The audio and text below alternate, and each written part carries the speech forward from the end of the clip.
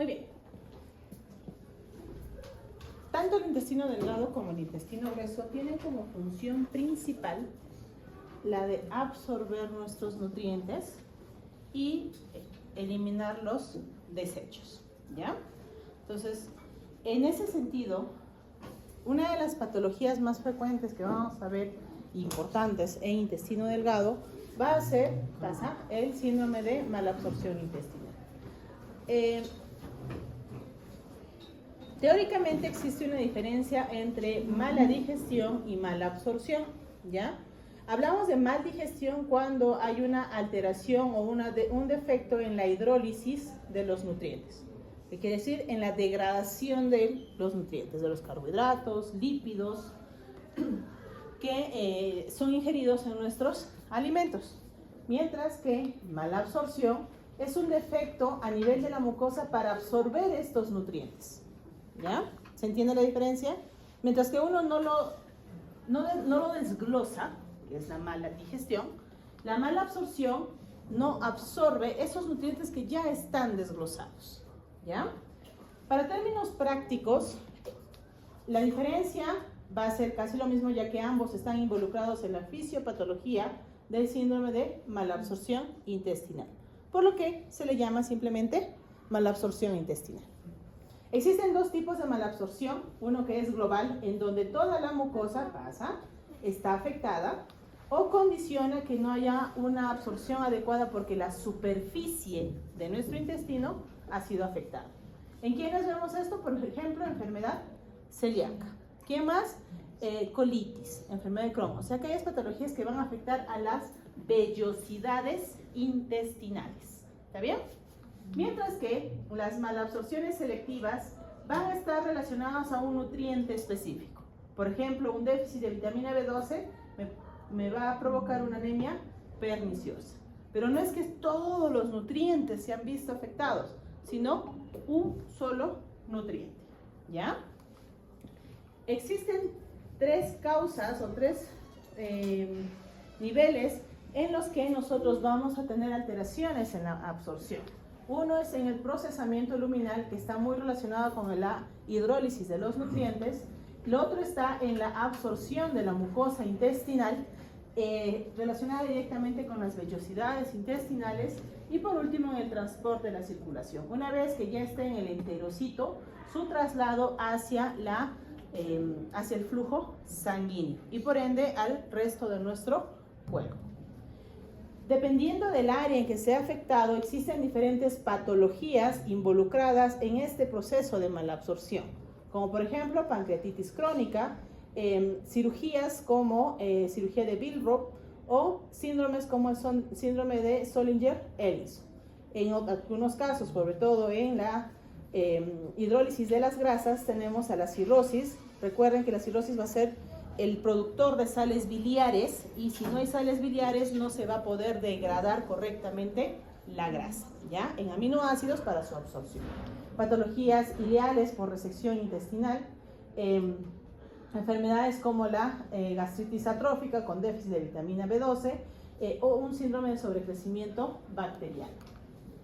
El problema en la parte absortiva específicamente se va a dar en la mucosa. Entonces, todo aquello que afecte la mucosa del intestino delgado me va a producir una mala absorción. Y en ellas vamos a tener como principal representante a las celiaquías y a la enfermedad celíaca sobre todo. Y ya muy raros son las alteraciones en el transporte del enterocito al flujo sanguíneo, donde principalmente va a estar afectada la vía linfática, como en una linfactasia intestinal. Entonces, al ser la enfermedad celíaca la principal patología malabsortiva, vamos a hablar de ella. Esta enfermedad es una enfermedad inflamatoria de origen inmunológico, en el que la persona va a ser sensible al gluten, específicamente a la proteína de la gliadina. Esta, al tener un componente inmunológico, va a estar relacionado con alteraciones de tipo autoinmunes, como la diabetes mellitus tipo 1 y la enfermedad tiroidea autoinmune. En el 99% de los casos se ha identificado una alteración en el antígeno leucocitario humano DR3, DQ2, y en el DR4, DQ8, siendo estos dos locus genéticos uno de los marcadores para determinar la presencia o ausencia de la enfermedad celíaca. ¿Qué caracteriza esta enfermedad? Al afectarse la mucosa, esta va a atrofiarse, ¿ya? Entonces va a haber una inflamación de la mucosa que con el tiempo genera una atrofia de las vellosidades. Recuerden que los enterocitos tienen una particularidad, tienen un borde de cepillo, que es donde justamente están las vellosidades absortivas del intestino. Este borde de cepillo es como que hubieras agarrado tu rasuradora y lo hubieras pasado por encima de todo el intestino. Entonces se queda liso. Por ende, su capacidad absortiva desaparece. ¿Ya? ¿Y qué va a haber? Va a haber una hiperplasia de las criptas intestinales. Al ser el problema la gliadina, esta va a generar una respuesta inflamatoria en la lámina propia y va a activar mis células inflamatorias. Esto, al ser un péptido tóxico, va a generar una inflamación, no solamente a nivel de la lámina propia por una respuesta adquirida, sino también en la mucosa intestinal, activando a inmunoglobulinas y sobre todo la creación de anticuerpos que es de tipo antitransglutaminasa tisular, que es uno de los marcadores para el diagnóstico. ¿Qué más va a aumentarse? Van a aumentarse los leucocitos intraepiteliales. Entonces, los linfocitos, van a empezar a incrementarse a nivel de la mucosa y va a ser uno de los signos clínicos histopatológicos para el diagnóstico. La vellosidad se va a atrofiar, va a haber una atrofia marcada y esto se va a ir acompañando con manifestaciones no solamente de intestino, sino también extraintestinales. Para la aparición de la enfermedad celíaca no solamente tenemos que tener la intervención del gluten, porque todos ustedes comen gluten, ¿ya? En las harinas, sobre todo del centeno, del trigo, de la cebada, tenemos presencia de gluten. Sin embargo, no todos terminan con diarrea crónica cada vez que comen un pan. Entonces, ¿qué más va a influir? La predisposición genética. Se ha descrito de que si yo tengo familiares con antecedente de enfermedad celíaca, la posibilidad de que yo desarrolle esta patología es hasta 3 veces en relación a una población sin antecedentes genéticos. ¿Y qué más va a influir? Los factores ambientales. El hecho de que nosotros tengamos una lactancia materna alterada, ya que no se tenga lactancia materna, sino que sea una alimentación con fórmula, influye en la capacidad inmunológica de nuestros intestinos. ¿Qué más? El comienzo de la ingesta del gluten. Cuanto más temprano se ingiere el gluten, más riesgo de que desarrollen algún tipo de alergia alimentaria. Y las infecciones intestinales a repetición también pueden predisponer a la creación o a la aparición de enfermedad celíaca por una reacción cruzada generada por las bacterias. Las manifestaciones clínicas van a estar desarrolladas sobre todo por diarrea y pérdida de peso que no se explica y están muy relacionadas a la ingesta de harinas o productos con gluten. Entonces la persona come gluten y automáticamente está empezando los episodios de diarrea y esto a la larga le genera una baja de peso marcada. ¿Qué más puede haber? Distensión abdominal, náuseas, vómitos y en algunos casos estreñimiento, pero algo muy característico va a ser la presencia de esteatorrea, ¿ya? ¿Qué es la esteatorrea? Grasa en heces. Heces con grasa, ¿ya? Por ende tienen una particularidad, flotan, ¿ya? Flotan, tienen un mal olor y se adhieren a la pared del baño, ¿ya? En los niños vamos a tener alteraciones en el peso, una disminución del apetito, irritabilidad y también distensión abdominal. ¿La enfermedad celíaca le da solo al adulto? No, se desarrolla en la niñez, ¿ya?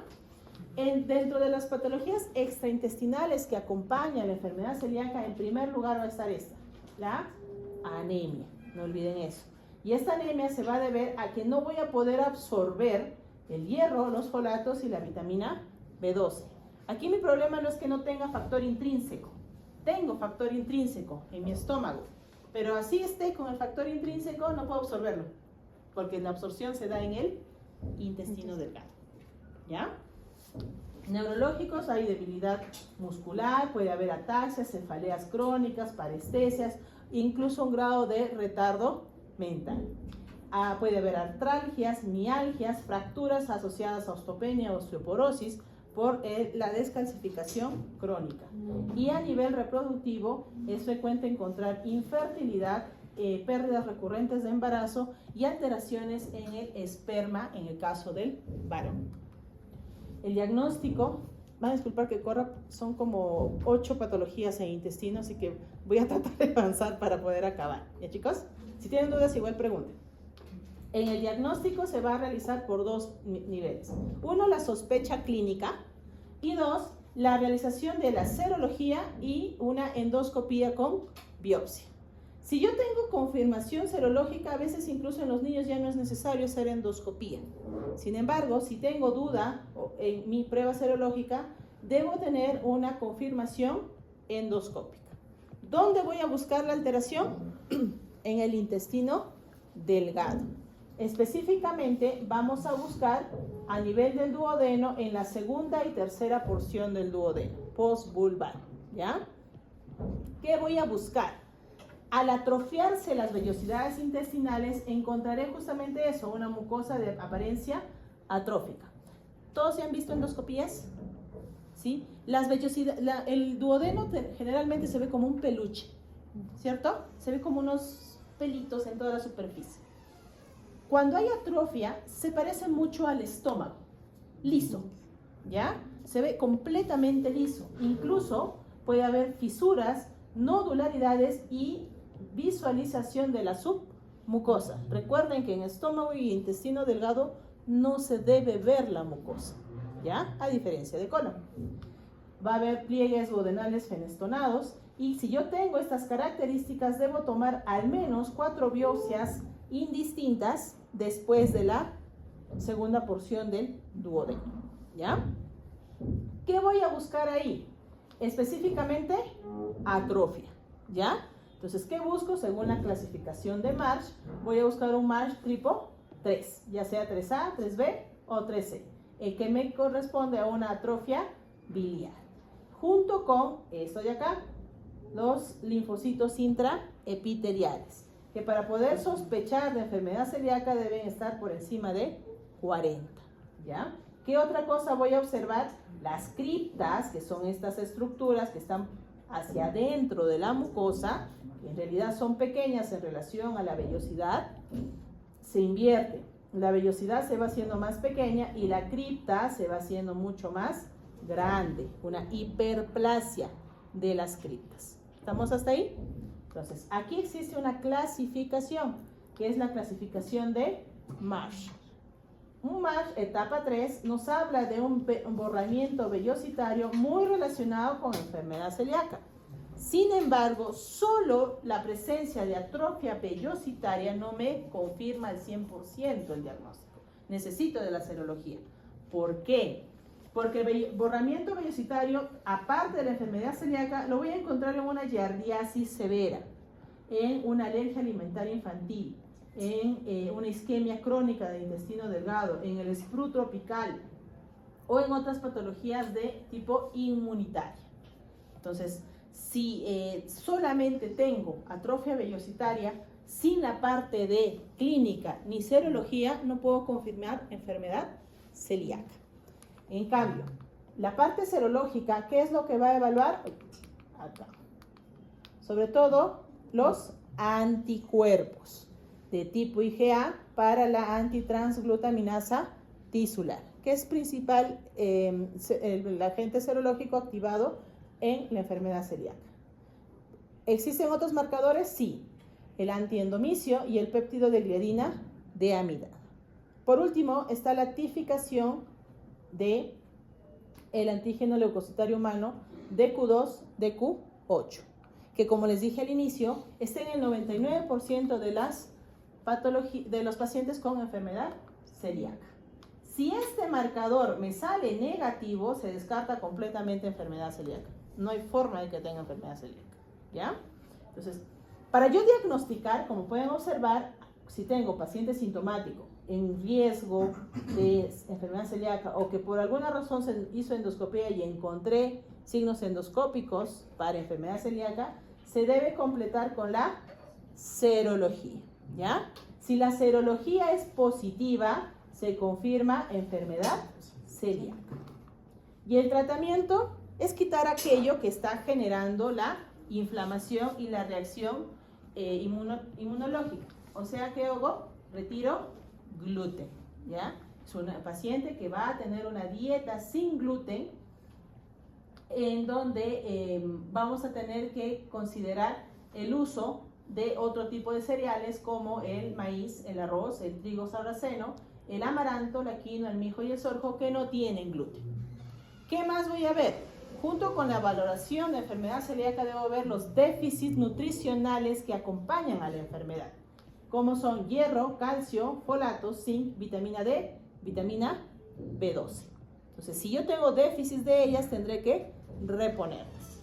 ¿Qué más? Al ser un paciente que sí o sí tiene que retirar el gluten al 100% de su dieta, requerirá de una educación nutricional y de un apoyo continuo. Por ende, es una actividad multidisciplinaria. No solamente va a haber intervención del gastroenterólogo, sino también del nutricionista y del psicólogo o psiquiatra, hasta que el paciente sea consciente y acepte su enfermedad, ¿ya? Entonces, más o menos el 80% de los pacientes que empiezan una dieta sin gluten ven mejoría clínica aproximadamente a los 60 días de haber iniciado esta dieta. Y se mantiene en el tiempo mientras no haya ingesta de gluten. El seguimiento se hace cada 4 a 6 semanas, evaluando aquellos parámetros que puedan haber sido alterados. Entonces, ¿qué pido? Hemograma para ver si hay anemia o no. Pido folato, vitamina B12 si ha habido déficit en ese sentido, igual que el hierro. Química hepática en el sentido de que pueden presentarse alteraciones en las transaminasas asociadas a la enfermedad celíaca. Y pruebas serológicas, sobre todo relacionadas a la IgA antitransglutaminasa y al IgA péptido de gliadina de aminato. Y esto aproximadamente nos va a permitir verlo entre 6 y 12 semanas. No es inmediato, ¿ya? Demora un poquito en que estos valores se normalicen. ¿Preguntas hasta acá? Listo. ¿Seguro, no? Dime. ¿Y los purgantes también sería una causa de celíaca? No. No, porque aquí tu problema es una proteína. Yo me puedo purgar todo lo que quieras y no va a pasar nada. Mi intestino se regenera, mis vellosidades están intactas. Pero en la enfermedad celíaca lo que va a haber es una alteración directa a las vellosidades intestinales, como respuesta cruzada a la presencia de gliadina. Lo que la gliadina hace es meterse entre las vellosidades intestinales y mi sistema inmunitario ve gliadina y dice ataquen, y con ello, como en un campo de batalla, no va y ataca al soldado nomás, ¿no? Hace un cráter en todo el campo. Entonces ataca junto con las vellosidades intestinales. Las va inflamando, inflamando, inflamando, hasta que estas empiezan a hacerse cada vez más pequeñas y se aplanan, desaparecen. Y ahí es donde aparece la enfermedad, la atrofia vellositaria. ¿Ya? Uy, ¿en qué rato los moví? Bien. Síndrome de sobrecrecimiento bacteriano, más conocido como SIBO, es una patología en la cual vamos a tener, como su nombre menciona, un crecimiento excesivo de las bacterias. Recuerden que absolutamente todo su tubo digestivo tiene flora bacteriana, natural. En el momento que nacemos empezamos a tener esta flora bacteriana y se va desarrollando junto con nosotros. Pero si se dan alteraciones en las bacterias presentes en el intestino, sobre todo en relación a los lactobacilos y los anaerobios, estos van a generar una patología de sobrecrecimiento, donde van a aumentar bacterias de tipo metanogénica, que quiere decir formadoras de gas, y van a generar distensión abdominal y una inflamación a nivel de la mucosa intestinal. Existen varios mecanismos de protección. Uno de ellos es el jugo gástrico ácido, las proteínas tanto pancreáticas como biliares, el peristaltismo y la válvula ileocecal, las cuales permiten de que el tubo digestivo de intestino delgado se mantenga indemne y no se contamine con la flora bacteriana de las otras estructuras intestinales. Entonces es más difícil, si mi válvula ileocecal está bien cerrada, que el E. coli, por ejemplo, que es abundante en colon, pase hacia intestino delgado. Pero si tengo algún tipo de alteración en esta válvula, es mucho más fácil que las bacterias de colon pasen a intestino delgado. Y colon tiene más cantidad de este tipo de bacterias metanogénicas. Si mis concentraciones de ácido y sales biliares y pancreáticas disminuyen, la capacidad de que el pH esté en concentraciones adecuadas para el crecimiento de las bacterias de intestino se va a alterar. Y esto condiciona que aumente o disminuye cierto tipo de bacterias. Está asociada a múltiples patologías, como ven, enfermedad celíaca, Crohn, pancreatitis crónica y el síndrome de intestino irritable pueden ir de la mano con el SIBO, ¿ya? No es una patología única, va asociada a otra enfermedad. Como ven, la distribución de la biota intestinal varía. Podemos tener múltiples bacterias. Una de las más importantes va a ser esta, la Bifidobacterium. Y en el caso de aquellos que van a ser raras en intestino delgado, está sobre todo la E. coli y el Streptococcus. Si se altera cualquiera de nuestros mecanismos de defensa, lo que va a haber es un proceso de fermentación de carbohidratos. Entonces, ¿qué va a aumentar? Metano e hidrógeno, ¿ya? Y al haber mayor fermentación de carbohidratos, va a haber inflamación del intestino. Por ende, empiezan a alterar las vellosidades intestinales, nuevamente. Esto va a generar que no hay una absorción adecuada de las vitaminas liposolubles y que esto, de manera como un círculo vicioso, empieza a inflamar más mi intestino. Por ende, sigue afectando la flora del intestino y la disbiosis, que es la alteración de las bacterias, va a aumentar. ¿Qué más va a haber? Un aumento de la permeabilidad intestinal. Recuerden que sus enterocitos están unidos entre ellos, ¿ya? Por un sistema de cadena de proteínas que impide que cualquier cosa pase entre los enterocitos. Entonces están todos ahí bien juntitos. Cuando empieza a inflamarse, esta permeabilidad se pierde y se separan los enterocitos, permitiendo que ciertas toxinas e incluso bacterias puedan pasar hacia el flujo sanguíneo, ¿ya? Generando más inflamación y no solamente intestinal, sino también sistémica.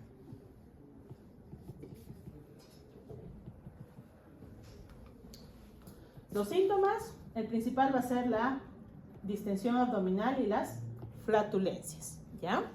¿Qué más va a haber? Puede haber alteraciones en la consistencia de las heces y déficit de las vitaminas de tipo liposolubles, A, D, E y K, ¿ya? Puede haber déficit de B12 si es que no se absorbe bien el intestino y puede haber incluso hipoproteinemia o hipoalbuminemia en los casos más severos. Para diagnosticarlo existen dos pruebas. Una de ellas es directa, en la que yo debo coleccionar líquido del yeyuno y mandarlo a cultivar. Sin embargo, esta prueba, aparte de ser costosa, es poco accesible y tiene un alto riesgo de contaminación con la flora de las otras estructuras, ya que para yo llegar al yeyuno tengo que pasar por la boca, el esófago, estómago y duodeno, y todas ellas tienen flora propia. Por otro lado, existe la prueba del test de aliento, muy parecida a la que se usa para el Helicobacter, pero el sustrato es diferente. En esta prueba se utiliza glucosa o lactulosa, y lo que voy a medir es la presencia de hidrógeno o metano. Entonces, una vez que la persona ingiere este azúcar, porque tanto la glucosa como la lactulosa son azúcares, carbohidratos, las bacterias metanogénicas van a empezar a degradarlas. Y la prueba se realiza cada 20 minutos durante 2 a 3 horas midiendo la cantidad de partículas por minuto que se eliminan tanto de hidrógeno como de metano. Si supera los 20 de hidrógeno, se confirma diagnóstico. Y si supera los 12 de metano, se confirma el diagnóstico. Esto es importante que ustedes sepan, ¿ya? El tratamiento, si mi problema es que se creció demasiado las bacterias, ¿cuál sería? Antibióticos, ¿ya? Ojo, que se dan antibióticos intraluminales, o sea que actúan en mayor porcentaje en intestino y no de manera sistémica. Por ende, nuestra primera opción es rifaximina. Este antibiótico tiene el 90% de acción intraluminal y poca absorción sistémica, ¿ya? La dosis es de 1650 días aproximadamente, que es 400 miligramos cada 6 horas, o si es dosis de 550 cada 8 horas, por 14 días. Existen otras terapias que son en menor cantidad de días, 10 días. Actualmente todavía no se tiene una dosis estandarizada, pero estas son las que más han dado resultados, ¿ya? No tengo rifaximina, doctora, no hay forma de que el paciente consiga rifaximina. ¿Existen alternativas? Sí, como el metronidazol, ciprofloxacino, tetraciclina, amoxiclavulámico y la neomicina. Sin embargo, estos antibióticos han demostrado menor efectividad en relación a la rifaximina. ¿Qué más se da? Si mi paciente presenta más de 4 episodios al año, este es candidato a hacer profilaxis antibiótica. Entonces se le da el antibiótico por 5 a 10 días, cada 2 semanas o cada mes, para que no se generen muchas bacterias, ¿ya? Y otras medidas, bueno, no lo puse acá, pero se están haciendo estudios actualmente para hacer trasplante fecal y con eso solucionar la disbiosis generada por el síndrome de sobrecrecimiento bacteriano. Pero está todavía en estudios. ¿Qué otras cosas puedo utilizar? Probióticos y una dieta en la cual sea baja en aquellos oligosacáridos, disacáridos y monosacáridos fermentables. Entonces disminuyo el sustrato de la bacteria para que no forme gas. Y eso se logra haciendo una dieta de tipo FODMAP, ¿ya? De todas las dietas es una de las más estrictas, poca accesibilidad para ellos debido a que es bien restrictiva, ¿ya? ¿Qué te restringe? Por ejemplo, en los vegetales, todos aquellos que generan gas, cebolla, champiñones, ajo, coliflor, espárragos, alcachofa. Obviamente que esto varía de persona en persona, ¿no? Frutas como manzana, mango, ciruela, sandía, que tienen gran cantidad de fenoles y van a generar más gases. Lácteos, proteínas, sobre todo las proteínas en el caso de las carnes que sean procesadas y marinadas. ¿Qué quiere decir? Que si yo me como un pollo al vapor, tranquilo. Pero si a mi pollo le echo un montón de condimentos, ají colorado, ají amarillo, su mostaza, pimienta comino, ya para que le dé sabor a Ajinomoto, ¿no? Todo listo. Esa carne marinada tiene más posibilidades de formar gases que una carne que solamente está sancochada, ¿ya? Y dices, agua y sal. En los casos de los panes y cereales, sobre todo aquellos relacionados a gluten como el trigo, el centeno, la cebada, que van a producir más gases. El azúcar y edulcorantes, y en el caso de las semillas, el marrafón y el pistacho generan más cantidad de gas. ¿Por qué no veo mis lentes? En cambio, existen otros alimentos que pueden ser tolerados y tienen baja posibilidad de formar gases. Ya lo dejo ahí para que lo puedan leer. Entonces, recuerden que el tratamiento va a ser en 2 medidas: antibióticos y dieta, ¿ya? Y siempre considerar que esté asociado a otra patología adicional, ¿ya? Como por ejemplo, síndrome de intestino irritable, que dicho sea de paso, después del COVID ha tenido un gran incremento tanto en su incidencia como en su prevalencia. Es una patología que se caracteriza sobre todo por molestias o dolor abdominal recurrente que puede variar en intensidad e incluso llegar a ser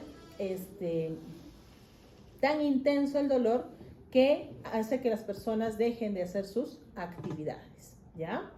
La prevalencia sigue siendo en 11 aproximadamente, afecta lamentablemente más a las mujeres y tiene un gran impacto socioeconómico porque por el dolor muchas personas pueden dejar incluso de trabajar, ¿ya? En el síndrome de intestino irritable, la fisiopatología te habla mucho de esta interacción, intestino-cerebro. La alteración de este eje cerebro-intestino que está acá es una de las causas principales y que explica la aparición del síndrome de intestino irritable. Nuestro cerebro y nuestro intestino tienen una conexión directa. Por algo le dicen que nuestro estómago es su segundo cerebro, ¿ya? ¿Por qué? Existen varios ejes que van a influir en el buen funcionamiento tanto de la peristalsis, de la respuesta al dolor y de la biota, o sea, de las bacterias que están en nuestro intestino. Estas son sobre todo cómo se responde el procesamiento de los estímulos intestinales cuando existe una hipervigilancia o un deterioro del eje hipófisis, hipotálamo, se me fue el nombre, ayúdenme. Adrenal, gracias. Va a liberarse mayor concentración de neurotransmisores que van a afectar directamente al funcionamiento del intestino, generando un estado de hipersensibilidad visceral, o sea, un poquito de aire y ya le duele como si estuviera doblándose el intestino. Puede haber una disfunción motora, puede o acelerarse y generar episodios de diarrea o hacerse tan lento que genere episodios de constipación. Que la barrera intestinal esté alterada, igual que en el síndrome de sobrecrecimiento bacteriano, recuerden que está también asociado, en donde el enterocito se va a empezar a inflamar y se va a separar y va a aumentar las toxinas a nivel sanguíneo. O va a haber una inflamación de baja intensidad por parches que termina generando esta alteración de la barrera. Entonces, todo ello puede influir en la aparición del síndrome de intestino irritable. ¿Qué otros estados van a ayudar a esta alteración? Estados de ansiedad, depresión o estrés, que van a ser justamente los gatillantes para que nuestro cerebro se hiperactive y termine generando la inflamación intestinal. Otros factores que van a influir en la aparición ya por parte del intestino van a ser las infecciones y las alteraciones en la biota intestinal, que al generar esta alteración del intestino, manda información al cerebro diciendo que hay dolor, que no está funcionando bien. Se activa por el procesamiento alterado de los estímulos, manda más neurotransmisores y se hace un círculo vicioso. Para ello se creó, para poder diagnosticarlo, los criterios de Roma. Ojo que Roma 4 no solo incluye intestino, incluye todo el sistema digestivo, esófago, estómago, ¿ya? Pero el que como que manda más o el que tiene más relevancia va a ser el relacionado a intestino. ¿Qué te dice Roma 4 en relación al síndrome de intestino irritable? Que es una persona que tiene un dolor recurrente abdominal más de un día a la semana en los últimos 3 meses y debe estar asociado a la deposición, o sea, cada vez que defeca, relacionado a un cambio en la frecuencia de las deposiciones o que haya un cambio en la consistencia en la deposición y que los síntomas deben haber comenzado al menos 6 meses antes de su consulta con el médico. Por ende, es una enfermedad crónica, ¿ya? Si le empezó a doler hace una semana, no, pues no es intestino irritable, no cumple, busquen otra cosa. ¿A qué me refiero con cambios en la frecuencia de defecación?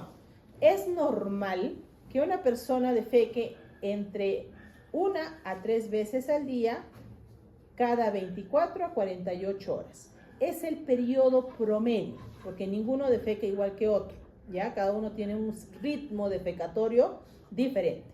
Pero esos parámetros son los que nos permiten considerarlo normal. Sin embargo, si mi frecuencia defecatoria aumenta a 5, 6 o más veces al día, ya es patológico, ¿ya? O si hace deposiciones cada 72, o sea, cada 3, 4 días. En los casos más extremos, tenemos pacientes que no defecaban una semana, ¿ya? Obviamente no es nada agradable corregir eso. Y lo otro es la consistencia. En la consistencia vamos a utilizar una escala que se llama la escala de Bristol, ¿ya? Que va desde 1 al 7 y nos permite determinar si las deposiciones son muy duras, tipo coprolitos, ¿ya? ¿Han visto la deposición de los carneritos? Como unas pelotitas, ya, igualitos, ¿ya? O completamente líquidas, ¿ya? Entonces de ahí que se va a dividir el síndrome de intestino irritable en 4 grupos. Predominante para estreñimiento cuando más del 25% son heces duras, Bristol 1, Bristol 2. Predominante diarrea si el más del 25% son blandas o líquidas, Bristol 6, Bristol 7. O si es mixto, tengo de ambas y ninguna predomina. O si no entra en ninguna de las clasificaciones que están aquí. Por ejemplo, que haga deposiciones blandas, un Bristol 4-5, pero que se asocia a dolor y que le duele cada vez que defeca. Entonces no puedes considerarlo en ninguno de ellos, ¿ya? Entra dentro del no clasificar. Antes de que ustedes puedan catalogar a una persona como funcional, o sea, con síndrome de intestino irritable, primero deben descartar organicidad. Y descarto organicidad si tengo antecedentes familiares de cáncer, por ejemplo, si tiene más de 50 años, si ha sido un cambio reciente y menor de 6 meses, si los síntomas son nocturnos, debido a que en el síndrome de intestino irritable los síntomas son predominantemente diurnos, ¿ya? Durante el día. Pero si son más de noche, que incluso despierte al paciente, hay que buscar patología orgánica. Algo más hay, aparte que esté generando el dolor. Si hay fiebre, anemia, pérdida de peso, sangrado o encuentro algo patológico en mi evaluación, no lo voy a catalogar de primera en síndrome de intestino irritable. Primero tengo que hacer mi estudio de descarte, ya que al final esta patología es justamente eso, es una patología por descarte, ¿ya? Descarto todo y si le sigue doliendo, ya piensa en funcional, ¿ya? Pero no de primera. Entonces, ¿cuándo yo voy a pensar o sospechar de trastorno funcional? Cuando los síntomas son crónicos, tiene menos de 50 años, no tengo ninguno de estos signos de alarma, el patrón defecatorio puede ser variable y tiene gran componente emocional. Se estresa, le duele y se estreñe. Tiene una línea de conexión, ¿ya? Dentro de mis diagnósticos diferenciales, ¿qué voy a considerar? Sobre todo, en el caso de estreñimiento, que sea un estreñimiento funcional, ciertos fármacos, como por ejemplo, loperamida, que seca las deposiciones, bismuto, que también puede generar constipación, y levodopa, que es para tratamiento de Parkinson, que también pueden generar estreñimiento. Enfermedades como el hipotiroidismo o la diabetes y cáncer de colon. En el caso de diarrea, busco más infecciones, fármacos como la lactulosa, el bisacodilo, que pueden generar diarreas, procesos de malabsorción intestinal, incontinencia fecal o cáncer de colon. Si se dan cuenta, el cáncer de colon puede tener cualquiera de las dos presentaciones. ¿Qué voy a pedir? A todos hay que pedirle un hemograma y bioquímica como mínimo si hay dolor y alteraciones defecatorias. Veo si de acuerdo a los síntomas tengo sospecha de alguna otra patología para solicitar aquello. Y si ya tengo signos de alarma, o sea, cualquiera de los que está acá, este paciente automáticamente va a hacerse colonoscopía. ¿Ya? No hay punto. Tiene que hacerse su colonoscopía si quieres tú descartar algo orgánico y considerarlo como un síndrome de intestino irritable. ¿Ya? El manejo va a depender mucho del tipo. Una vez que ustedes ya hicieron su exploración física y lo están catalogando como un síndrome de intestino irritable, lo primero es que deben tener una buena comunicación con su paciente, ya que al tener un componente emocional es muy importante la comunicación médico-paciente, ¿ya? Si no hay una buena comunicación, el paciente, uno, no va a regresar a tu consulta, y dos, son pacientes que terminan yendo a más de 2, 3 médicos por la misma patología. ¿ya? Hasta que encuentran aquel que pueda ayudarlos. ¿Qué es lo otro que vamos a hacer? Modificar tanto la dieta y los estilos de vida, ya que muchas veces corrigiendo estos pequeños detalles mejora el dolor, sobre todo intestinal. Y una vez que ustedes determinan si se da de tipo diarrea, solo dolor o está relacionado a estreñimiento, voy a dar tratamiento. Si se trata de diarrea, puedo utilizar loperamida como un secante de intestino. Puedo usar rifaximina como parte del tratamiento y control de la diarrea. Y en los últimos ya el alosertrón y el ramosertrón, que son medicamentos que permiten controlar la diarrea si es que la loperamida no funciona. Sería tu última alternativa.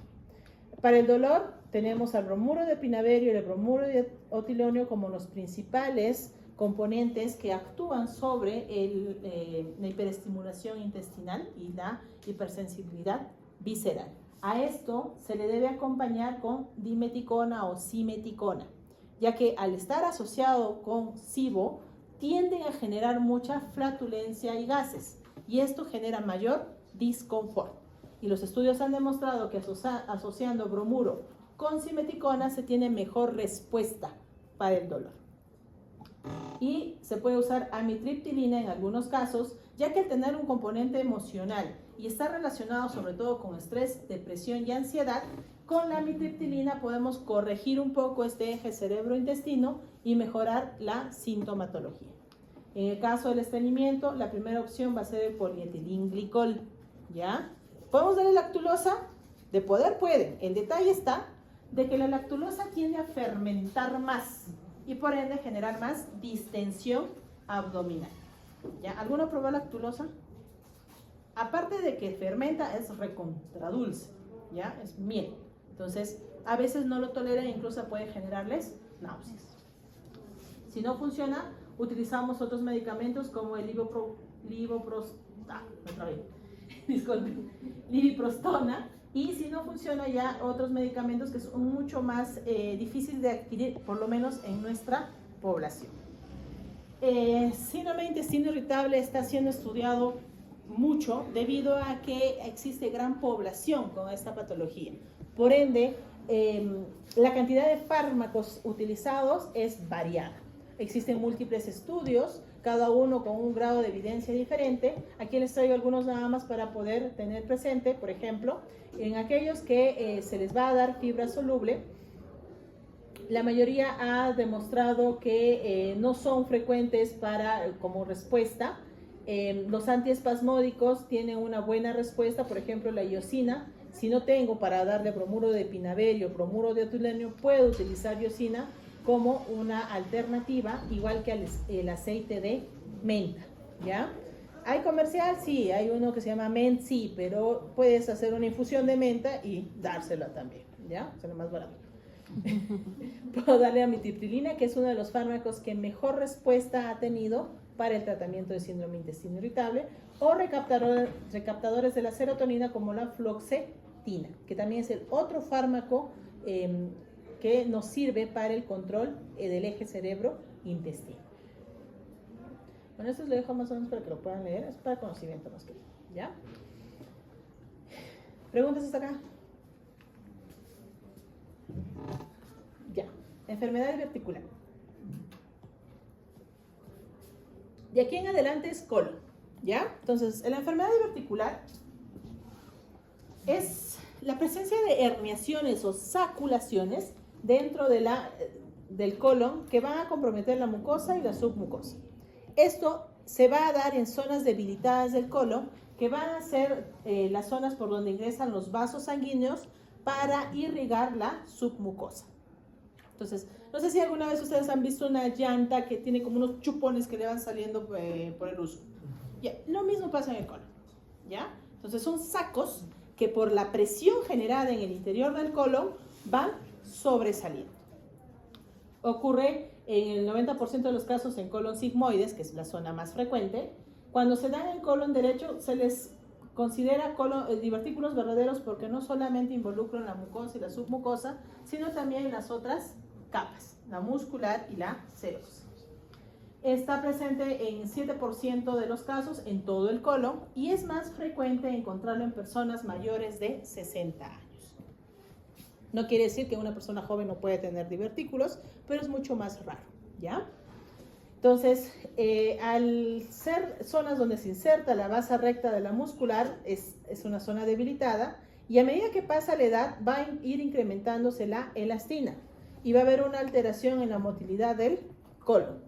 Esto va a generar una segmentación intestinal con incremento de la presión en ese segmento, ¿ya? ¿Han visto cómo se hacen los animalitos con el globo tripita? ¿Ya? Entonces, se cierra un punto, se cierra en el otro y se genera más presión en el centro. Lo mismo pasa acá, ¿ya? Se contrae un extremo de mi colon, se contrae el otro extremo y en el centro aumenta la presión de la luz intestinal.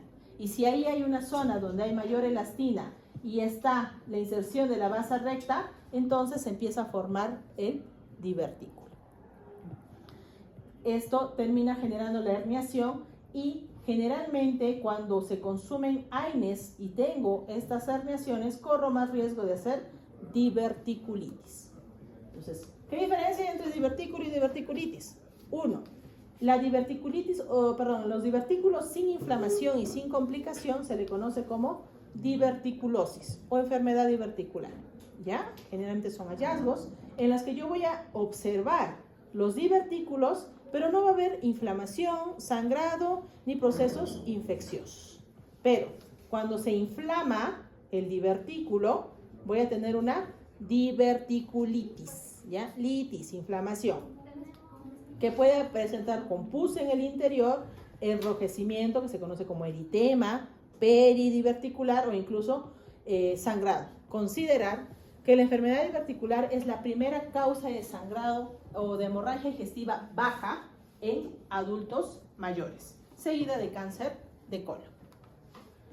Entonces vamos a dividir a la enfermedad diverticular en dos grupos. En la diverticulosis asintomática, que, oh, sorpresa, hice colonoscopia y encontré divertículos, nunca tuvo molestias, ¿ya? O cuando ya presenta síntomas. Puede tener una colitis segmentaria asociada a los divertículos, que se detecta con colonoscopía.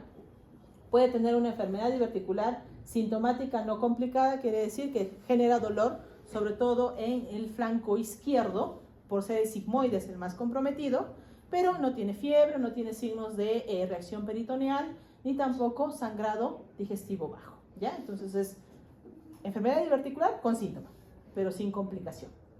Y está la complicación, que sería la diverticulitis, que puede estar una diverticulitis o inflamación sin ninguna complicación o aquella con complicación. ¿Y cuáles van a ser las complicaciones? La presencia de absceso, fístula, obstrucción o una perforación espontánea. Los divertículos son la primera causa de perforación espontánea en los adultos mayores. ¿Preguntas hasta acá? Sigamos. La mayoría son asintomáticos, tienden a ser hallazgos endoscópicos, pero entre el 20 y 30% va a presentar síntomas. Y el síntoma principal va a ser el dolor en cuadrante inferior izquierdo. Si ya hay un componente infeccioso, puede haber fiebre, irritación peritoneal, náuseas, vómitos o cambios en el intestino. Esta irritación peritoneal me habla incluso no solamente de diverticulitis, sino que puede haber una complicación tipo perforación. La diferencia para considerar entre enfermedad diverticular y síndrome de intestino irritable es sobre todo la edad, ya que ambos van a tener dolor abdominal por mucho tiempo, ya que la enfermedad diverticular es prolongada, también es crónica. El malestar y las alteraciones de movimientos intestinales aplica para los dos, pero en el caso del síndrome de intestino irritable, recuerden que es más frecuente en mujeres, jóvenes, menores de 50 años. Los episodios son más frecuentes cada 2 a 3 días y cumple con los criterios de Roma. En cambio, la enfermedad diverticular no hace mucha diferencia entre varón y mujer, es más frecuente en mayores de 60, la frecuencia del dolor es más espaciado, cada meses incluso, y puede haber antecedentes de diagnóstico de enfermedad diverticular previo. ¿Cómo hago diagnóstico? Usando una colonoscopía. ¿Es el único? No, existen varias pruebas, ahorita las vamos a ver. Es la principal tanto para ver el grado de enfermedad diverticular como su extensión, ¿ya? ¿Dónde está el divertículo? Acá, ¿ven este huequito? Acá hay otro huequito, otro huequito, otro huequito y otro huequito. Esta es la luz del intestino. Se parecen, ¿no? Ya. ¿Qué ha pasado algunas veces? Sobre todo cuando las bocas se le llama al agujero, son amplios, que se pueden confundir y pensar que es la continuación del intestino grueso y han perforado con el equipo. Se han pasado todo el divertículo y termina en peritoneo, ¿ya? Entonces, cuando hacemos colonoscopía y hay presencia de divertículos, se tiene que tener mucho más cuidado para la realización del mismo. Cuando nosotros encontramos divertículos, evaluamos la extensión de los divertículos, si están en colon ascendente o descendente, el número de divertículos, la presencia de signos inflamatorios como eritema, edema, erosiones y colitis segmentaria, y si existen complicaciones como rigidez, estenosis, pus o sangrado.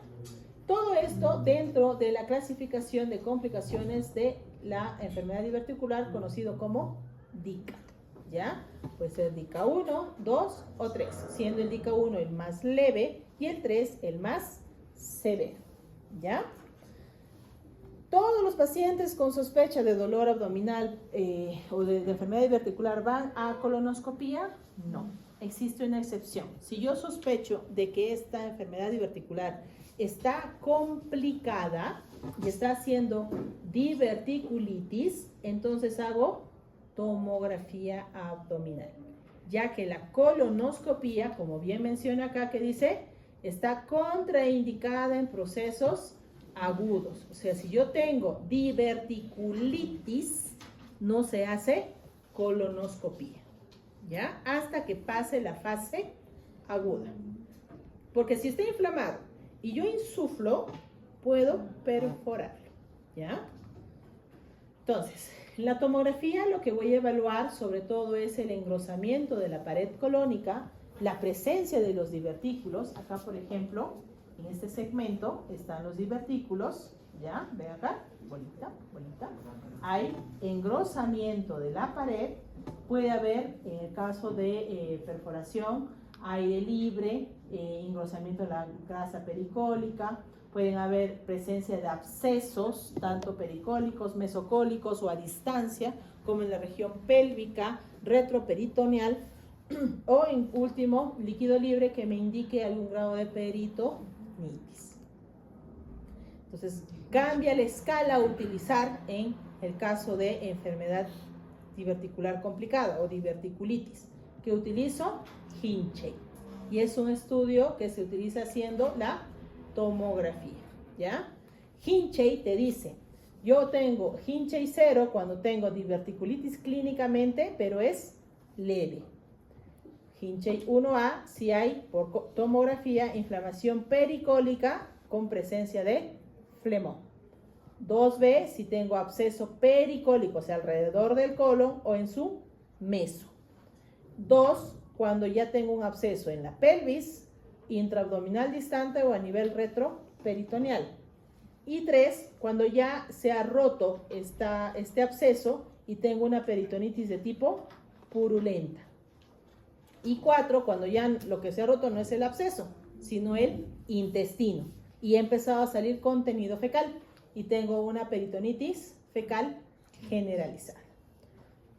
Cuanto mayor el Hinchey, más severo es y más riesgo de mortalidad tiene el paciente. Entonces, dicho todo eso, ¿en quiénes trato? Aquellos que tienen sintomatología, ¿ya? Si no tiene síntomas, déjalo tranquilo, que coma, dale dieta nada más, no necesitas darle nada más, ¿ya?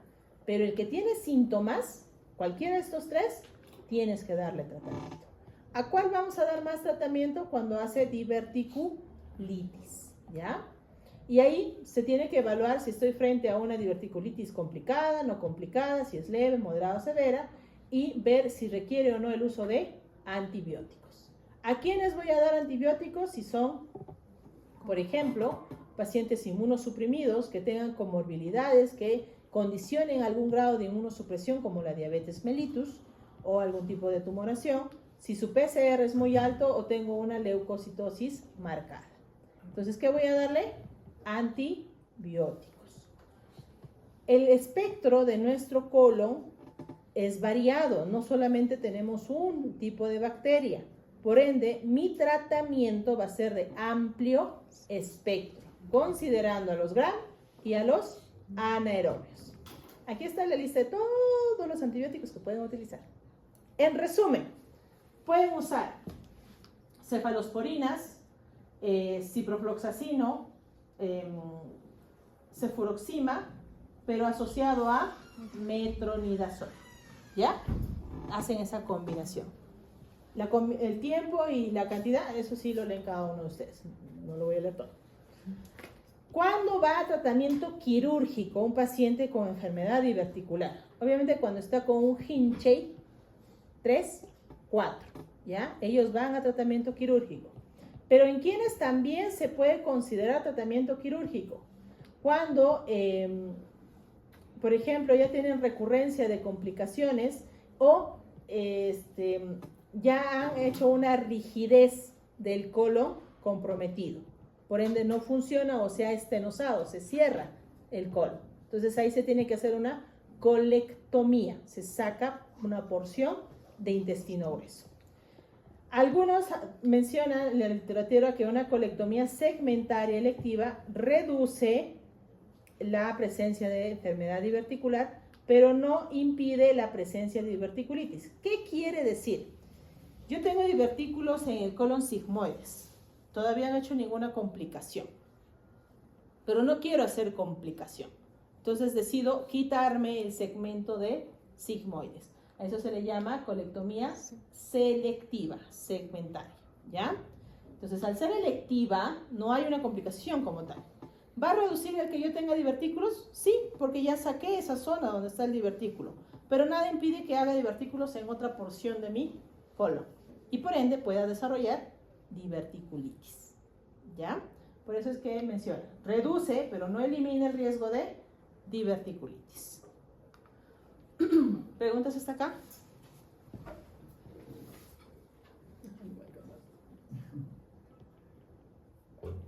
Tema intestinal. Puntual, ¿ya? Sabemos que es una enfermedad granulomatosa, infecciosa, crónica, puede dar a cualquier edad, pero es más frecuente encontrarlo entre los 21 y 40 años, jóvenes. La causa, el Mycobacterium, el tuberculosis es el más frecuente, pero no se olviden del bovis, ¿ya? Que lo encuentra sobre todo al ingerir leche no pasteurizada, o sea, no hervida. En pacientes inmunocompetentes afecta hasta un 20% y se duplica en los inmunodeprimidos, ¿ya?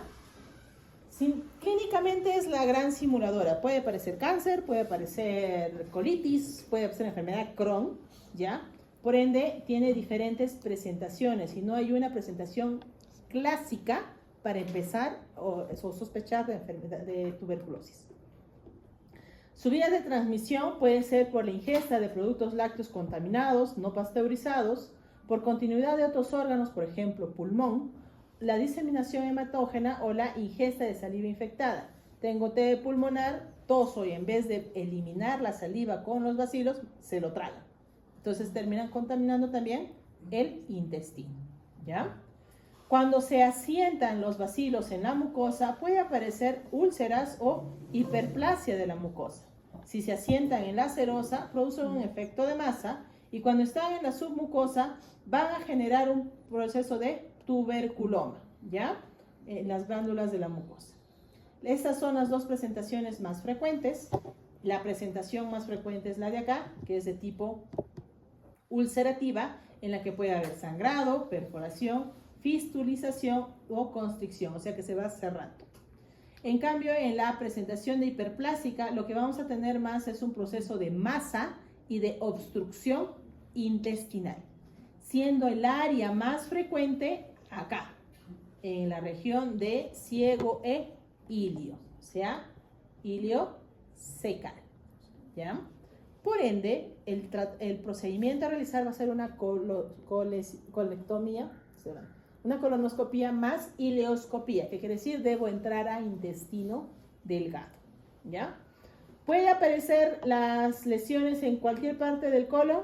Sí, pero el más frecuente va a ser en la región iliocecal. Dentro de los síntomas, el principal va a ser dolor abdominal, puede haber pérdida de peso, fiebre, masa, diarrea, astenia, sudores vespertinos que nos deben hacer sospechar de tuberculosis por ser la presentación clínica clásica de la TB pulmonar, ¿ya? Puede perforarse hasta en un 5% de los casos, sobre todo si tiene presentación ulcerativa. Histológicamente nosotros vamos a confirmar la presencia de TB observando los granulomas, ¿ya? Son granulomas confluentes con presencia de histiocitos en el borde de las úlceras. No olviden esos dos nombres, granuloma gaseoso confluente e histiocitos, que solo lo encuentran en la TB, ¿ya? ¿Y qué más voy a encontrar? La identificación del bacilo de Koch, ¿ya? Que son los bacilos ácido alcohol resistentes que pueden estar presentes dentro de la mucosa del colon, ¿ya? Si es paucibacilar, quiere decir que no tienen muchos bacilos e incluso solamente pueden pasar desapercibidos uno o dos. Es importante hacer BKNS, nos serviría, la sensibilidad es muy baja, ¿ya? Ya que la TB intestinal tiende a ser más paucibacilar, o sea, tiene pocas bacterias sueltas en la luz del intestino, a diferencia de la TB pulmonar, que eliminas grandes concentraciones de bacilo con el esputo, ¿ya? En el intestino se quedan dentro de la mucosa y de la submucosa. Otro estudio que nos va a servir es la tomografía. ¿Qué voy a buscar? Me dirijo hacia el ciego y voy a encontrar un engrosamiento asimétrico a nivel de la luz del ciego, que puede estar asociado a ganglios linfáticos, como ven acá, los cuales tienen un centro necrótico, ¿ya? El centro necrótico por tomografía se ve más negrito. En algunos casos puede aparecer incluso estenosis o fibrosis en la zona afectada. Bueno, esto ya es igual. Una vez que ustedes diagnostican qué va a hacer con la toma de biopsias de las zonas afectadas, tienen que darle tratamiento. Lo bueno es que le dan el esquema 1, ¿ya? Igualito que a una TB pulmonar. El tiempo es el mismo, 6 meses, los 2 primeros meses los 4 medicamentos y los siguientes 4 meses solamente rifa y isoniazida, ¿ya? ¿Cómo voy a evaluar la respuesta al tratamiento? Con nueva colonoscopía, ¿ya? Porque las úlceras van a ir desapareciendo. ¿Me sirve el BKI? No me sirve. Ahí sí es con colonoscopía. De las complicaciones más frecuentes va a estar la obstrucción intestinal en primer lugar, las perforaciones, y como el intestino está ulcerado, va a darse un proceso de malabsorción intestinal. Cáncer de colon. Bueno, ese es mi tema favorito, pero ya están cansados. Secados. El cáncer de colon está más o menos dentro de los 10 cánceres más frecuentes, es el 10% de los cánceres más diagnosticados. Se ha visto un aumento de incidencia en mujeres, ¿ya? Y el adenocarcinoma sigue siendo la causa más frecuente, seguido de los linfomas. Para el 2022, a nivel mundial era el 4º lugar, en Perú el 6º lugar, en el Valle coincide, está entre el 5º y 6º lugar, más o menos. Existen factores de riesgo asociados a la presencia de cáncer de colon, ¿ya? Aquí sí quiero que por favor tomen atención. Ustedes van a tener 2 grupos de factores de riesgo, los modificables y los no modificables, ¿ya? Se entiende que los no modificables no voy a poder hacer absolutamente nada. Vengo ya con esa carga genética, donde ¿qué voy a incluir? Sobre todo familiares con antecedente de cáncer de colon y familiares con síndromes de cáncer de colon hereditario. ¿Quiénes están ahí? Otra vez, síndrome de Lynch, Peutz-Jeghers, cáncer no polipósico de colon y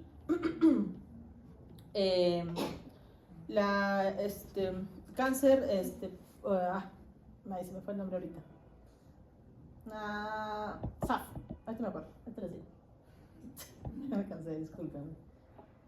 Pero síndrome de Lynch y el cáncer polipócico familiar son los más frecuentes, ¿ya? ¿Qué otros factores van a tener que considerar? La etnicidad, el género masculino, la presencia de diabetes y el diagnóstico de síndrome de patología inflamatoria intestinal, como es enfermedad de Crohn y colitis ulcerativa, los cuales sí tienen un alto riesgo de convertirse en cáncer. Esos son los no modificables. Dentro de los modificables va a estar sobre todo la dieta, ¿ya? Que sea alta en contenido de carne roja, cigarro, carne procesada, ingesta de alcohol, poca consumo de frutas y verduras y el sobrepeso y la obesidad, ¿ya? ¿Por qué son modificables? Porque podemos corregir la dieta, podemos corregir el peso, podemos dejar de fumar y tomar alcohol, ¿ya? Esos son los factores de riesgo. Pero existen también factores protectores. Por ejemplo, actividad física, todo lo opuesto, ¿no? Actividad física, una dieta rica en fibra y frutas, consumo de carnes blancas, sobre todo pescado, consumo de cereales y frutos secos, aumento del consumo de vitamina C, vitamina D y suplementos de calcio. ¿Qué otros factores? Felizmente el uso de estatinas y el ser mujer joven evita la aparición de cáncer hasta cierta edad, ya que una vez que la mujer deja de menstruar y empieza el proceso de menopausia, aumenta potencialmente el riesgo de cáncer de colon, porque pierdes tu protección de tipo hormonal, ¿ya? Para temas de cáncer, el colon se divide en dos segmentos, colon derecho y colon izquierdo, ¿ya? El colon derecho incluye colon ascendente y los 2/3 del colon transverso. Para el colon izquierdo es el tercio de colon transverso que queda, el tercio distal, y todo el colon descendente, incluyendo el sigmoides. ¿Y por qué la diferencia? Porque dependiendo de dónde está el cáncer, la posibilidad de curación y el riesgo de agresividad varía.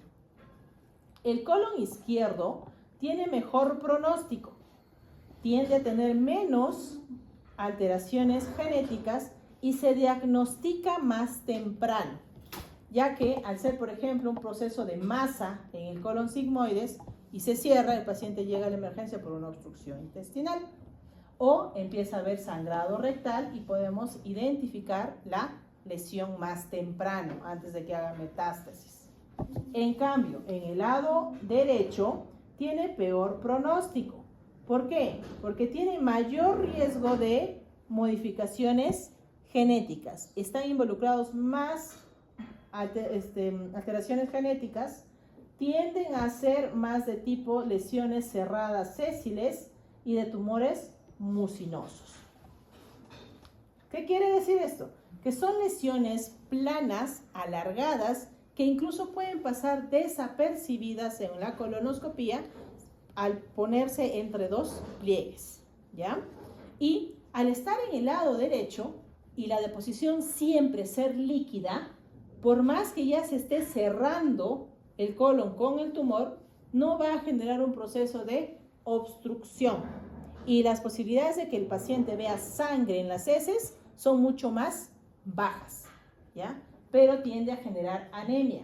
Y al ser el colon derecho más delgado que el colon izquierdo, existe más riesgo de metástasis. Por eso tiene peor pronóstico. Aparte de que tiene más riesgo de inestabilidad microsatelital. El 70% de los cánceres son esporádicos. ¿Qué quiere decir? No tengo ningún antecedente y aparece el cáncer. Pero el otro porcentaje, entre el 20 y 30, sí va a tener un factor de riesgo familiar asociado. Ustedes tienen dos tipos de lesiones por las cuales va a aparecer el cáncer. Uno es el adenoma cerrado sésil, se dice cerrado porque tiene como un serruchito, forma de un serruchito, o de los pólipos adenomatosos, que son los más frecuentes. En ambos casos va a haber modificaciones en la estructura del ADN. Por ejemplo, en el cerrado va a haber defectos de la reparación y esto va a aumentar el riesgo de la inestabilidad microsatelital, mutaciones del gen, sobre todo este gen, el BRAF, y la aparición de cáncer. En los pólipos, al contrario, se activa el CRAS y va a haber una pérdida de la proteína P53 que permite la autodestrucción de las células alteradas y terminan generando el cáncer. Al inicio, como todo cáncer, es asintomático, pero ya cuando tiene sintomatología puede haber alteraciones en la evacuación, una baja de peso, dolor abdominal, sangre oculta en heces positiva, anemia de causa inexplicada y presencia de masa abdominal. ¿Ya? Entonces, para yo poder determinar el diagnóstico de cáncer de colon, primero tendré que evaluar todo ello. Un hemograma completo para ver si hay o no anemia, sobre todo microcítica hipocrónica, alteraciones en la coagulación. Necesito de un perfil renal para pedir mi tomografía y un CEA. ¿Qué es el CEA?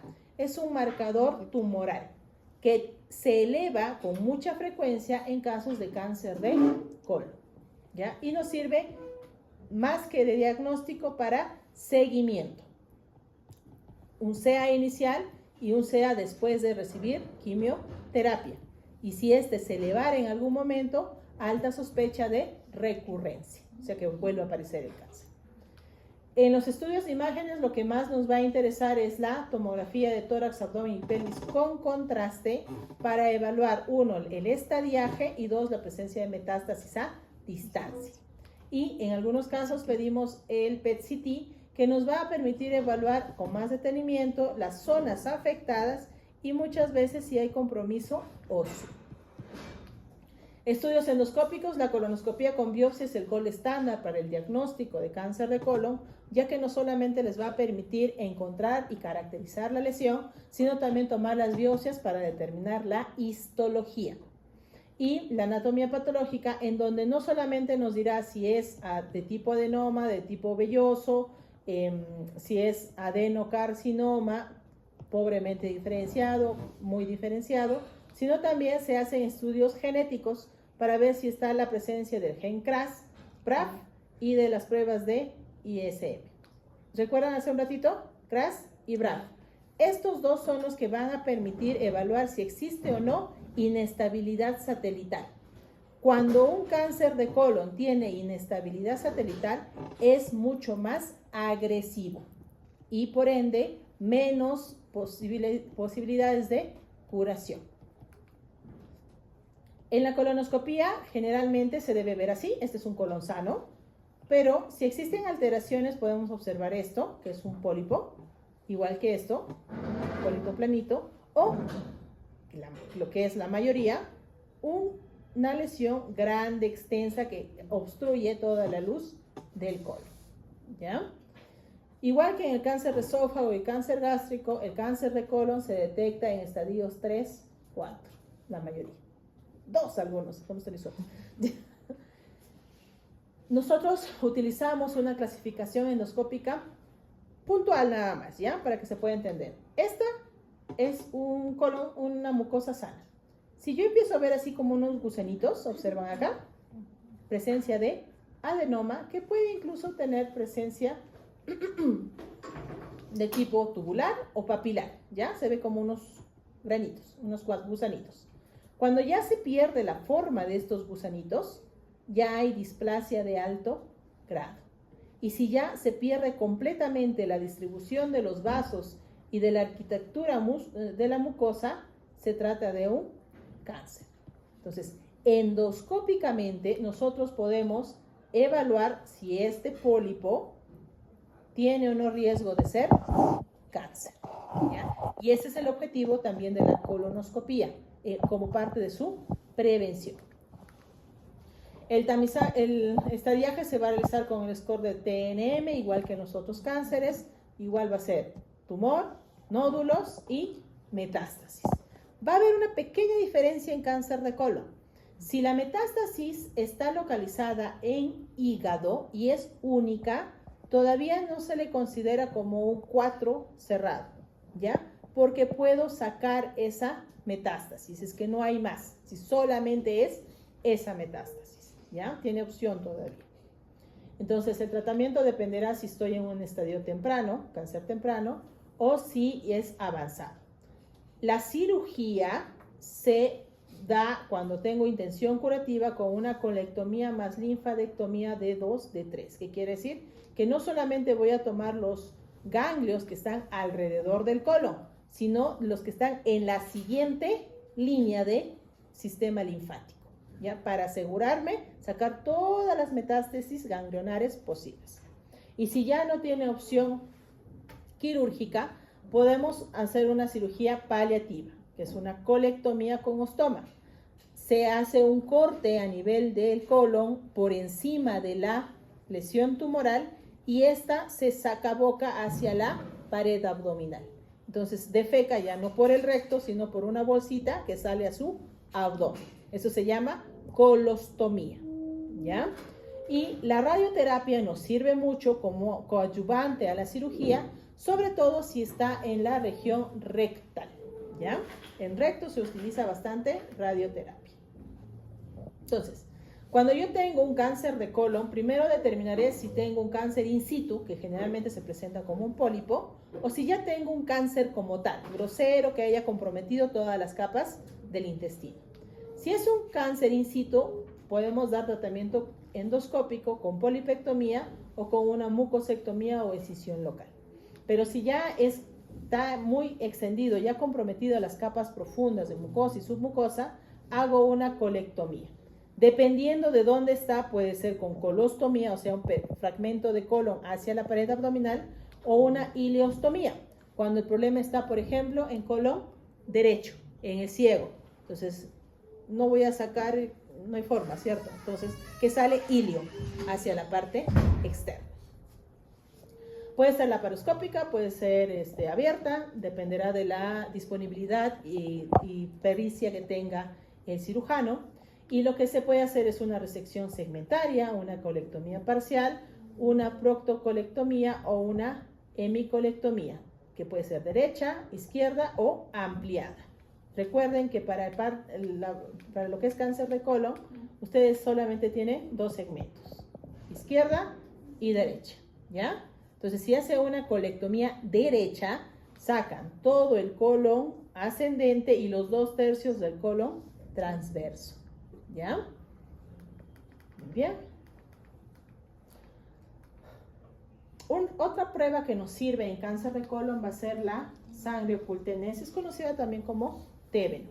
Tienen 2 tipos de prueba Tébeno, la prueba con el guayacol y la inmunoquímica fecal. La diferencia, su sensibilidad y especificidad. En el caso de guayacol, que es lo que tenemos en todos los hospitales, tanto MINSA como en salud, lo que busca es evaluar la activación o la reacción química frente a las proteínas de la sangre, ¿ya? Por ende, requiere de una dieta especial para evitar falsos negativos. En cambio, la inmunoquímica fecal es mejor tolerado, tiene, como pueden ver, una sensibilidad y especificidad muy alta, más del 90%, a diferencia de los 37% que tiene la prueba de guayacol, porque mide específicamente sangre humana, dosifica la hemoglobina humana y debe ser más de 10 microgramos por gramo para considerarlo positivo. Lo malo es que no tenemos acceso. En la parte privada sí se puede hacer esta prueba, no requiere una dieta especial, ya que así yo me como una chuleta y no tengo sangrado digestivo, va a salir negativo, ¿ya? Porque solo detecta sangre humana, no sangre animal. Hay otros estudios, recuerden que son las de imágenes, sobre todo sigmoidoscopía y colonoscopía en primer lugar. Para yo poder determinar a quién voy a realizar colonoscopía de manera preventiva, o sea, para evitar que aparezca un cáncer o si tengo sospecha o antecedente de un familiar con cáncer, tengo que primero ubicar qué grupo de riesgo es el que estoy evaluando, ¿ya? Existen 3 grupos de riesgo: alto, moderado y promedio. El riesgo alto son aquellos que tienen antecedente familiar de poliposis adenomatosa familiar, PAF, ese era el que quería recordarme, síndrome de Lynch o enfermedad inflamatoria intestinal. En este grupo de pacientes, la colonoscopía debe ser 10 años previos al diagnóstico del familiar más joven, en el caso de los 2 primeros, o unos 8 años después de haber sido diagnosticado por enfermedad inflamatoria intestinal. ¿Ya? Riesgo moderado son aquellos que han tenido antecedente propio de adenomas o cáncer de colon anterior, o que tengan antecedente familiar de cáncer o pólipos en el familiar de primer grado menor de 60 o más de 2 familiares de primer grado independientemente de la edad.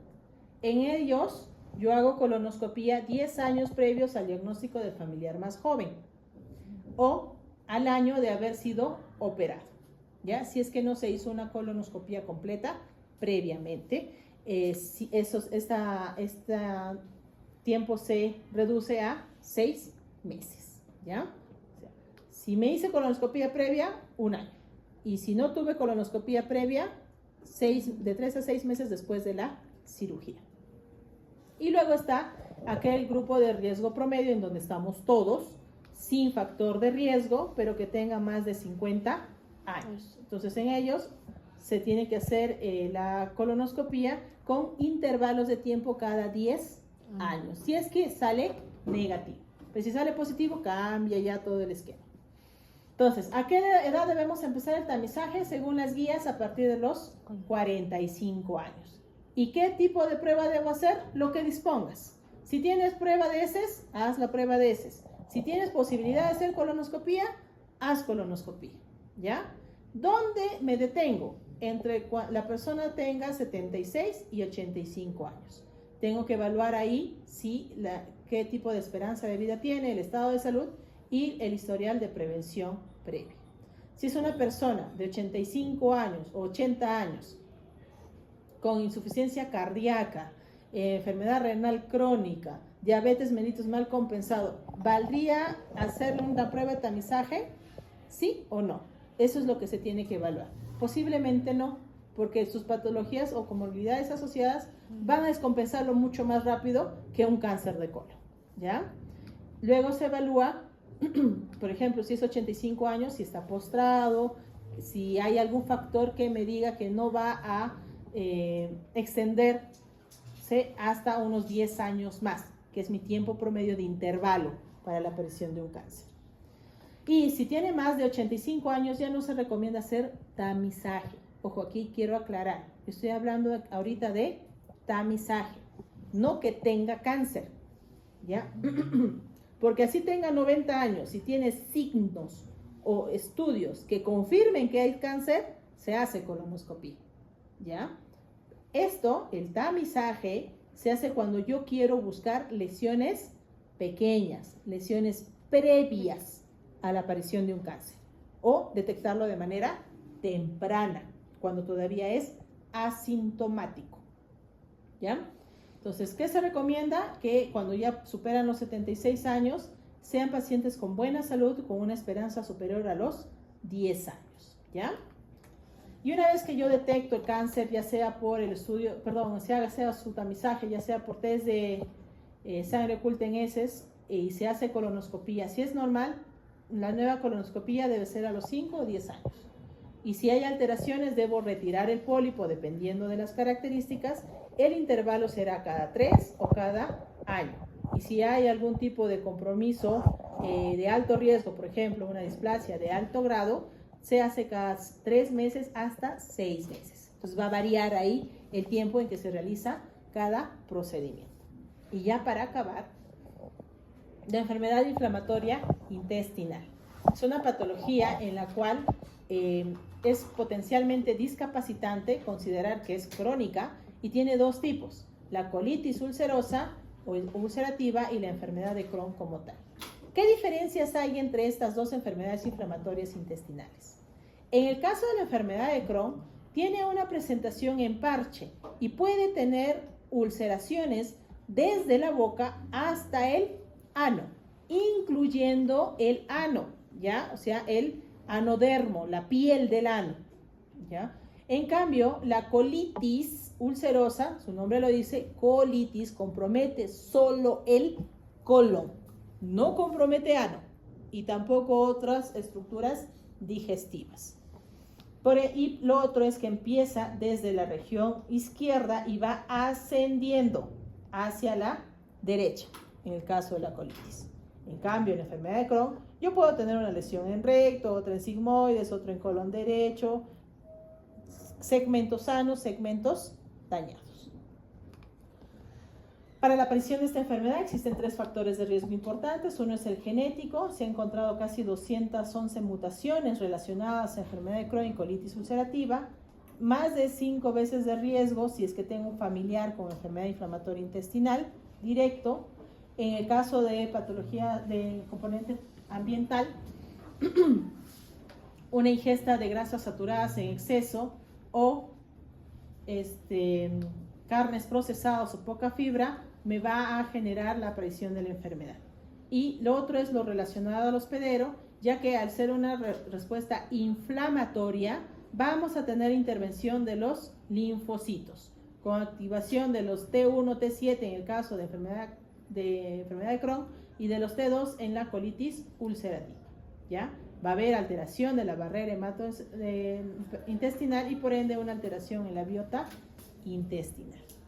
La presentación clínica más frecuente en el caso de Crohn es dolor, pérdida de peso y una sensación de masa, sobre todo en el lado derecho.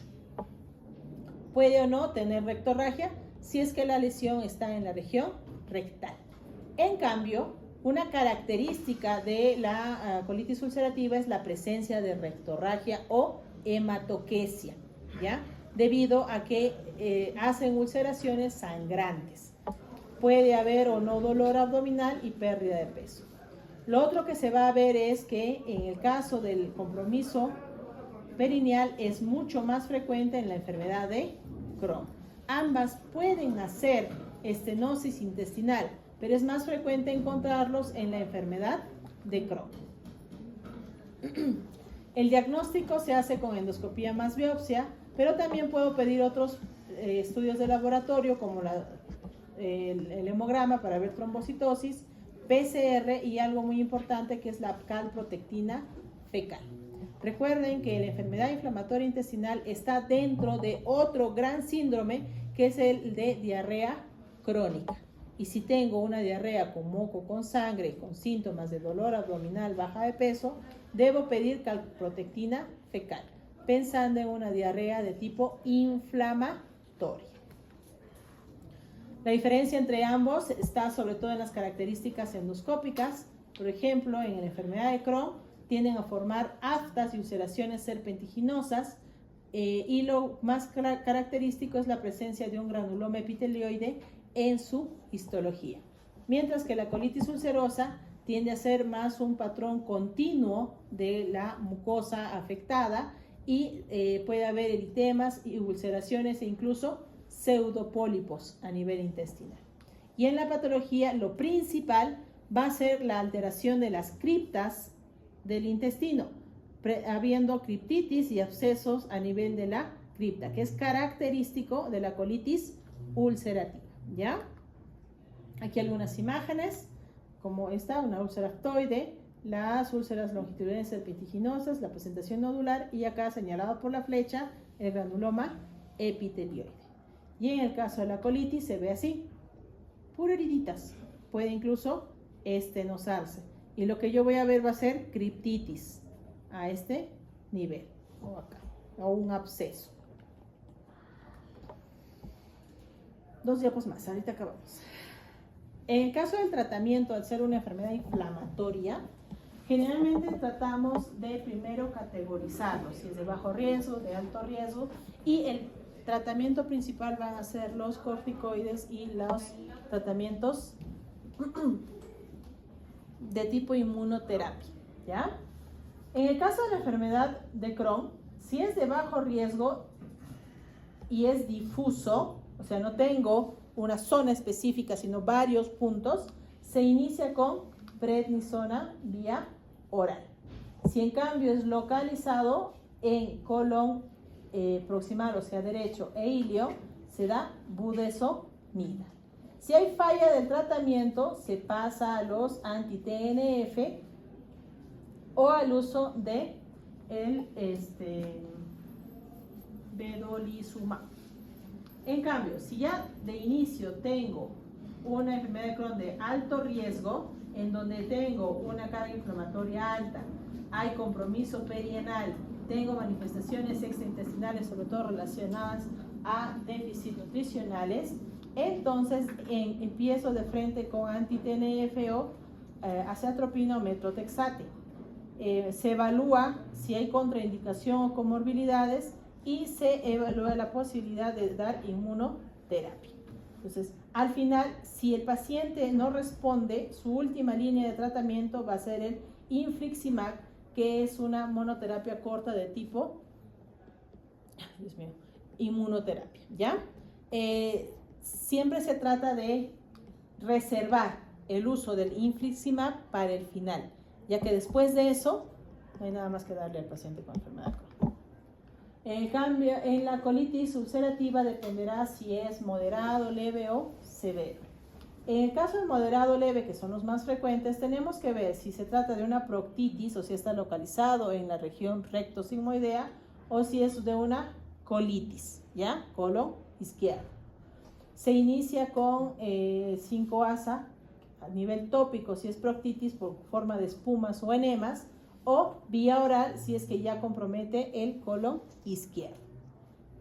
Se evalúa si hay remisión entre 1 y 4 semanas. Si responde, se continúa con el tratamiento y si no, se agregan corticoides, ¿ya? Nuevamente se evalúa si hay o no respuesta y si hay respuesta se continúa con el mismo fármaco, ya no tópico sino vía oral, o se le agrega, en caso de no haber respuesta, prednisona a 1 miligramo por kilo de peso o su dosis equivalente.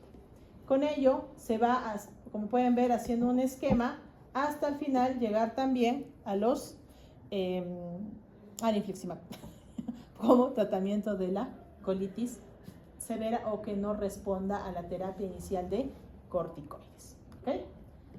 ¿Preguntas hasta acá? Lo siento, colon intestino es bien largo y faltan temas ahí. Faltan como 5 temas que ya no tengo. ¿Alguna duda, chicos? ¿Alguna pregunta? ¿Ninguna?